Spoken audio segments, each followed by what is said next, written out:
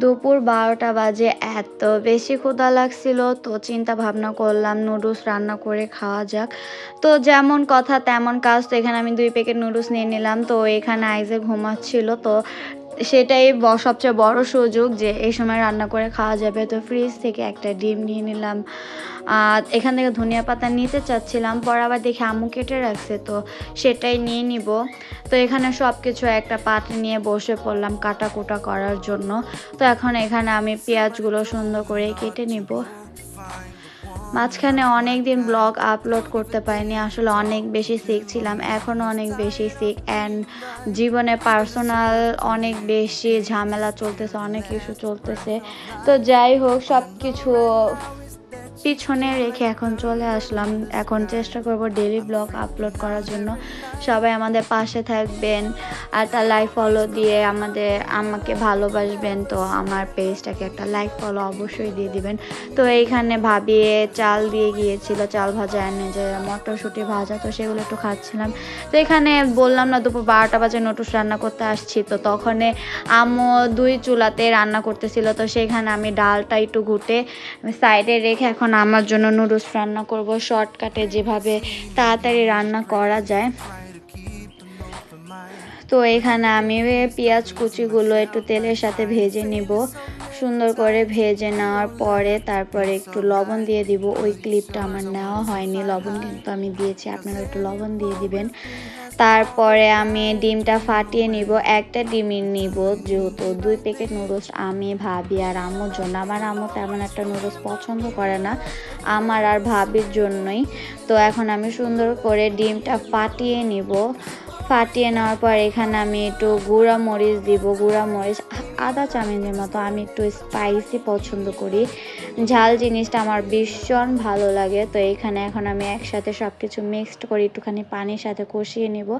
তো আমি প্রথমত আগে নুডলসগুলো সিদ্ধ করে নিইনি, তো তার জন্য এখন একসাথে সিদ্ধ করব। এভাবে রান্না করলে অনেক তাড়াতাড়ি রান্না করা যায়। তো এখানে আমি নুডলসগুলো ফাটিয়ে নিয়ে পরিমাণ মতো পানি দিয়ে দিব। পানিগুলো দিয়ে দেওয়ার পরে সুন্দর করে ঢাকনা দিয়ে ঢেকে দিব। প্রায় ১০-১৫ মিনিট পর ঢাকনাটা তুলে তারপরে ঢেকে দেওয়ার পরে এখন আমি যে কি বললাম, আইজেল আর আজমিনের জন্য খিচুড়িটা ঘুটে নিচ্ছিলাম। তো বললাম না ১০-১৫ মিনিট পর আমরা ঢাকনাটা তুলে এখন ম্যাগি মশলাটা দিয়ে দিব, নুডলসের সাথে যে মশলাটা থাকে। তারপর সুন্দর করে নেড়ে চেড়ে মিক্সড করে তারপর একটু ধনিয়া পাতা দিয়ে দিব। এখানে মটরশুঁটি দিলে অনেক মজা লাগে, বাট আমাদের কাছে ছিল না, তার জন্য ধনিয়া পাতাটাই শুধু দিয়ে দিলাম। এখন সুন্দর করে নেড়ে চেড়ে ভালো করে মিক্সড করে নেব। তারপরে আমাদের নুডলসটা হয়ে গিয়েছে। তো আপনারা ফাইনাল লুক, আসলে অনেক বেশি মজা হয়েছিল, অনেক বেশি মজা হয়েছে দেখুন। তো আমরা ফাইনালি খেতে বসলাম, আমার মেয়ে উঠে নাই। তো এখানে আমরা অনেক মজা করে খাচ্ছিলাম।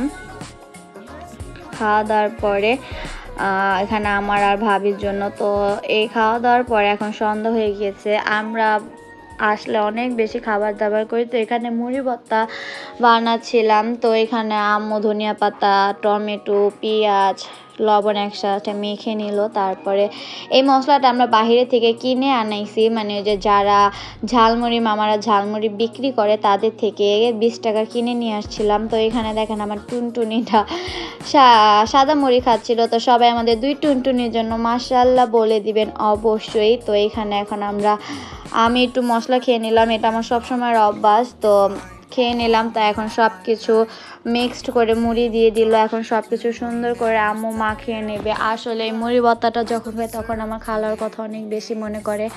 আমি জীবনে সবচেয়ে বেশি মুড়ি ভর্তা পছন্দ করতাম আমার খালার হাতে। তো সবাই আমার খালার জন্য দোয়া করবেন, আল্লাহ জানি তাকে জান্নাতুল ফেরদৌস নসিব করে। অনেক বেশি মিস করি তাকে। তো এখন আরাফাত চলে আসলো, আরাফাতে ডাক দিয়েছিলাম, ও এনে দিছে। তো আমরা সবাই একসাথে মুড়ি ভর্তা খাবো। আল্লাহ হাফেজ।